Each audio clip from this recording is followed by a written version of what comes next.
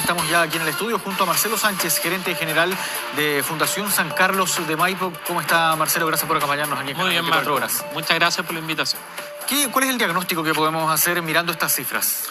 Lo primero es que hay que entender que aquí ha habido un aumento sostenido en los factores de riesgo que hacen que los niños empiecen a iniciar trayectorias delictivas cada vez más temprano. Se decía antes, en promedio teníamos los 13 años, hoy día podemos ver niños que inician a los 10, a los 11 años. Entonces, en primer lugar, estamos viendo cómo la exclusión educativa, el ausentismo crónico se mantiene en niveles extraordinariamente altos. Después de la pandemia hemos mantenido el orden de los 50.000 niños que abandonan el sistema escolar y cerca de 700.000 niños que hoy día están en riesgo de ausentismo crónico. Eso es muy grave porque la deserción escolar, la exclusión educativa puede significar entre un 20 o un 30% más de probabilidad de que los niños inicien trayectorias delictivas. Pero el principal factor de riesgo que está a la base del comportamiento delictivo de niños y jóvenes tan temprano es la alta adherencia al interior de la familia de modelos antisociales, incluso de modelos delictivos. Fíjate que más o menos 4 de cada 10 internos que hoy día están en la cárcel tuvieron un papá, una mamá o un adulto responsable preso. Entonces la pregunta está en que, ¿qué estamos haciendo precisamente con aquellos niños que tienen un papá hoy día privado de libertad, por ejemplo? Claro, ahora ahondando en estos mismos factores que ustedes mencionaban, ¿han logrado identificar otros también que se vayan sumando también a esto, sobre todo a este que usted mencionaba ahora último, que es prácticamente un traspaso familiar? O sea, los primeros y los más importantes tienen que ver con la exclusión educativa y con los problemas al interior de la familia. Pero hay catalizadores de conductas delictivas que hacen que sean cada vez más violentas y que se reduzca el plazo, el tiempo en que un niño inicia trayectorias delictivas hasta que empieza a participar en delitos graves contra las personas. Por ejemplo, el consumo de alcohol y otras drogas de manera temprana. Por ejemplo, la relación con pares negativos.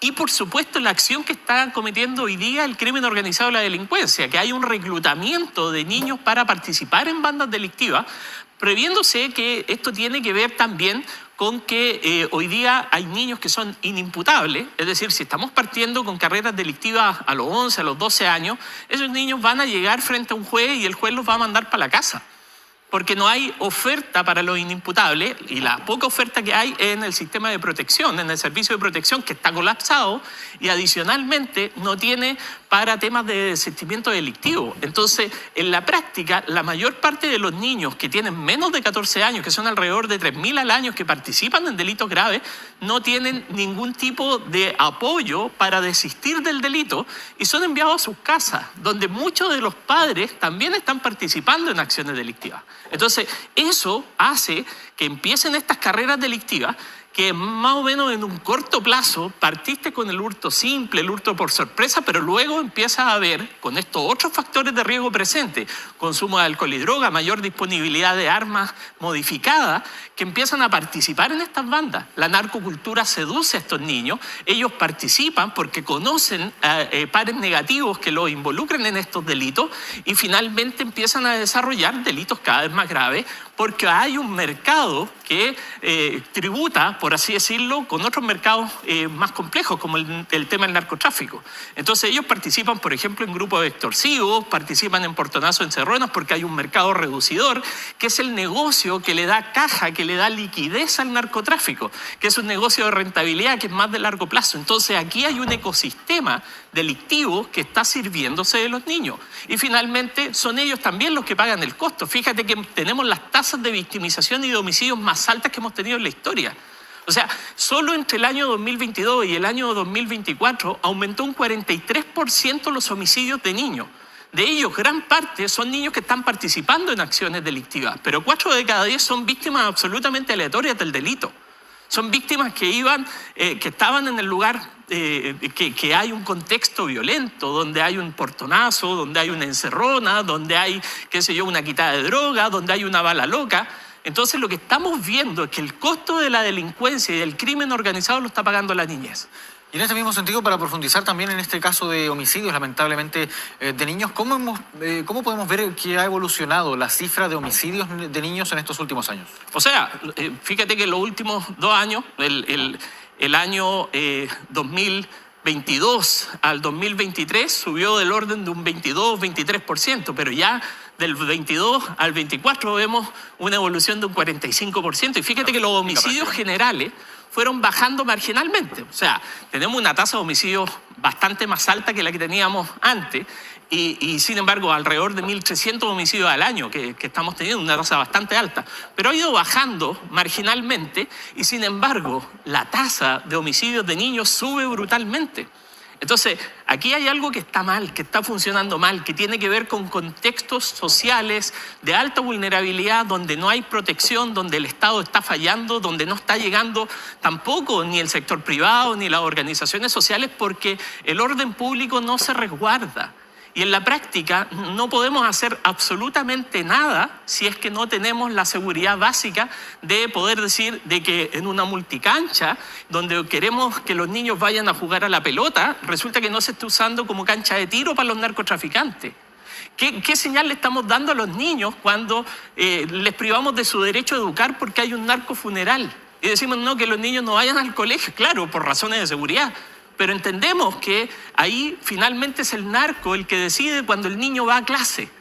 Entonces, esas señales son muy potentes y tienen que ver con esta lógica de la narcocultura. Entonces, un niño que deserta del colegio, un niño que tiene alta adherencia en su familia a modelos inadecuados, antisociales y delictivos, finalmente ve que en el entorno los que la llevan, los que son la mano, los que gobiernan en el territorio son los narcos y bueno, es muy fácil que entre en esta lógica y en el reclutamiento de bandas delictivas.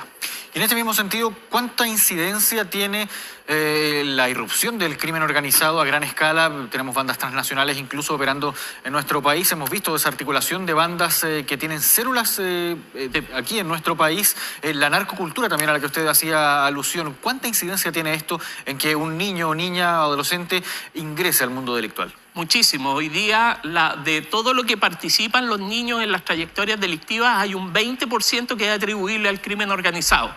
Y eso básicamente sin depurar todavía los datos de los que tienen, los delitos donde hay imputados desconocidos. Entonces, tenemos un 20% que tiene que ver con delitos contra los niños, donde los niños mueren, pero tenemos una tasa mucho más alta en donde los niños participan en virtud de estas organizaciones criminales. Si hoy día están operando en Chile cerca de 20 grupos extorsivos y tenemos células de grupos transnacionales de narcotráfico de México y de Colombia y cambiaron las rutas de narcotráfico. Cuando cambiaron las rutas de narcotráfico cambió el nivel de violencia. Después de la pandemia empezó a haber una disputa territorial muy fuerte y el narco que era el narco familiar o el microtraficante, etcétera, desapareció para ser un narco que está articulado con otro tipo de organizaciones criminales. Los grupos extorsivos tienen dentro de su lógica de trabajo, entre comillas, tienen la explotación sexual infantil, tienen la trata, tienen las extorsiones y los secuestros y en todos esos delitos involucran niños. Por lo tanto, de la mano de los grupos extorsivos está aumentando naturalmente el involucramiento delictivo de niños en delitos graves contra las personas. Por eso que hay una explosión tan significativa y una falta de control respecto del Estado. O sea, hoy día tenemos 4 a 5 veces las listas de espera en Mejor Niñez o en el servicio de protección que las que teníamos el año 2021 cuando partió el servicio de Mejor Niñez. Eso es gravísimo. Tenemos 14.000 niños en listas de espera en salud mental, con todo lo que significa. O sea, después de la pandemia aumentaron la ideación suicida, aumentaron las autolesiones, aumentó el consumo de tranquilizantes sin receta, aumentó la entrada de las drogas de diseño. Y todo eso requiere una atención psiquiátrica especializada, requiere atención en salud mental que hoy día no está disponible. Entonces, tenemos un Estado que no está respondiendo desde la salud mental, que no está respondiendo desde el servicio de protección y estamos instalando un sistema de protección integral a la niñez a través de las oficinas locales, pero las oficinas locales hoy día no tienen oferta, no tienen ni siquiera los abogados que antes tenían la OPD, no tienen herramientas para ejercer la potestad administrativa de manera efectiva, es decir, hacer que el Estado, a través de educación, a través de salud, a través de desarrollo social, cumpla con lo que necesitamos para proteger a los niños. No tiene esas facultades hoy día para poder hacer esa exigibilidad. La ley de garantía básicamente no tiene mecanismos de exigibilidad ni sanciones para quien no cumple. que, por ejemplo, la ley de transparencia sí los tiene. O sea, si alguien te niega una información a ti, va a recibir una sanción el jefe superior de servicio. Pero eso no pasa en la ley de garantía. Entonces, ¿qué pasa cuando tú tienes la protección administrativa, que es tan importante para el 80% de los niños que están en una situación de riesgo, en manos de una organización que las oficinas locales que no la pueden hacer funcionar, porque no hay oferta ni tiene la potestad efectiva para poder hacer esa acción? Entonces, estamos fallando en el sistema preventivo, estamos fallando en el sistema de protección especializada, estamos fallando en los elementos del área de la salud, específicamente en la salud mental. Entonces, claramente, frente a eso y frente a la avalancha de factores de riesgo que va creciendo de manera fuerte, la respuesta es que estamos teniendo una mayor tasa de niños que mueren víctimas de homicidio, estamos teniendo una mayor tasa de participación de niños en delitos violentos y hoy día volvimos a recuperar lo que venía antes a la baja respecto de la participación de niños en delitos generales. Con el agravante de que, por ejemplo, la cantidad de imputados por delitos como los homicidios y que son niños o que son adolescentes ha aumentado más de un 30%.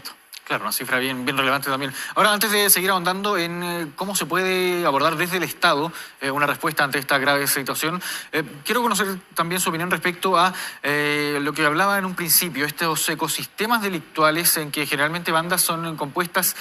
Ya está prácticamente establecido que bandas completas tienen una composición de niños, sí, claro, ya sea minoritaria digo, o mayoritaria. Pero hemos visto algunos casos, por ejemplo, hace la semana pasada o antepasada, no recuerdo bien, un caso en la comuna de La Reina, que un adulto mayor fue golpeado, asaltado por un grupo de, incluso eran escolares que estaban vestidos con su uniforme, eran 5 o 6 niños, si no me equivoco, pero que estaban todos vestidos de su uniforme escolar.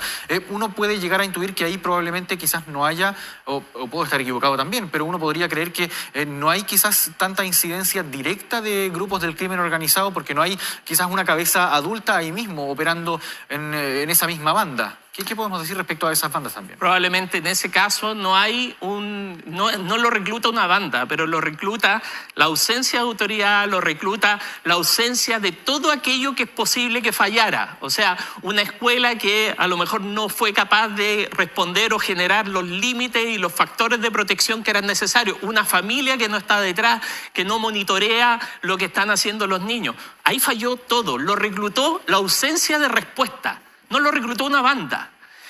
Lo vistió un uniforme que el uniforme no tapa todas esas ausencias. ¿Me explico? Entonces, claro, hoy día el uniforme se usó básicamente para delinquir, se usó para generar confianza. Y cuando golpean a un adulto mayor, lo que están golpeando es el último vestigio de autoridad que está para ellos. O sea, el golpear a un adulto mayor de la forma alevosa con que lo hicieron y el hacerlo significa para ellos una forma de romper con toda autoridad. Eso es lo que está detrás. O sea, y eso se instala en los territorios y ya no es necesario. Y eso es lo peor. Ya no es necesario que haya un adulto que los reclute, porque ellos observan el modelo de otros que están haciendo esto de tal forma que básicamente es una respuesta. O sea, no es posible que tengamos alumnos que planean, que se juntan para delinquir de esta forma, cometer un delito grave como si fuera un trabajo en grupo que le dan en el colegio. Eso no puede ser. ¿Ah? ¿Dónde están los límites? ¿Dónde está la acción oportuna? ¿Dónde llegamos antes? Estamos llegando absolutamente tarde y esto es una alerta que nosotros venimos haciendo hace por lo menos 3 o 4 años. Y veníamos anticipando que esto iba a pasar y lo que iba a pasar en el ambiente escolar con esto, donde finalmente hoy día hay profesores que temen a los alumnos porque los alumnos no le temen a la ley. Y finalmente no se pueden aplicar los cuerpos legales que se tienen que aplicar al interior de un aula cuando realmente se requiere, cuando realmente hay que parar esta escalada, porque esta escalada finalmente también termina perjudicando a esos mismos niños. A esos mismos niños, que muchos de ellos van a terminar muertos en trayectorias delictivas que no los va a llevar a ninguna parte. Claro, que son casos que hemos visto. Lamentablemente se nos fue el tiempo. Este tema da para conversar mucho sobre los factores que inciden en la ocurrencia de estos hechos, también cómo se puede abordar desde el Estado. Pero claro, es una conversación muy larga y que evidentemente vamos a tener que seguir teniendo a lo largo de este tiempo que vemos que ocurren estos casos. Marcelo Sánchez, gerente general de la Fundación San Carlos de Maipo, muchas gracias por esta conversación. Muchas gracias a usted. En Canal 24 Horas, que esté muy bien.